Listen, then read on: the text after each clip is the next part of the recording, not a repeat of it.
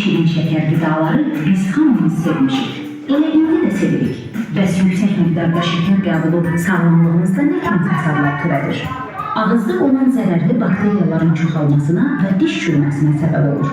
Ürək, qan damarı, xərçəng və oftalmoloji xəstəliklər riskini artırır. Asılılıq yaradır. Qaraciyərin yağlanmasına səbəb olur. İnsulin müqavimətini artıraraq şəkərli diabet xəstəliyinə səbəb olur.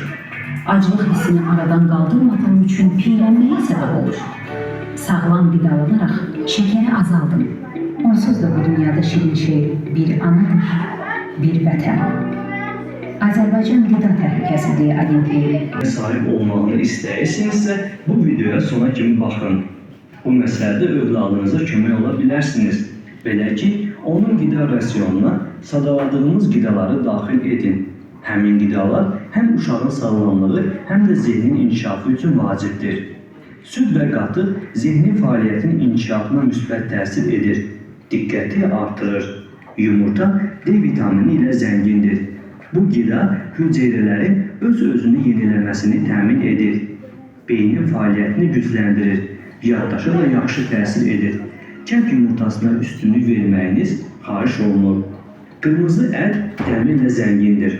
Uşaqlarda zəka səviyyəsini yüksəldir. Üzüm suyu yaddaşı qüvvətləndirir, yorğunluğu aradan qaldırır və zehnini açır.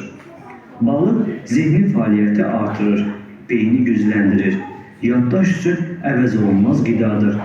Fındıq, qoz, badam tərkibindəki D vitamini sayəsində uşağın dərsləri daha yaxşı başa düşməsinə diqqət üçün maqnezium kimi minerallarla zəngin olduğu üçün əzələlərin yaxşı işlənməsinə, ürək ritminin yaxşılaşmasına və beyinə daha çox oksigen getməsinə səbəb olur.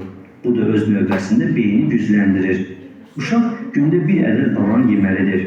Yaşıl yarpaqlı bitkilər, xüsusən ispanaq və kələm kimi qidalar tərkibində olan fol turşuları sayəsində beyin hüceyrələrinin inkişafına köməklik edir.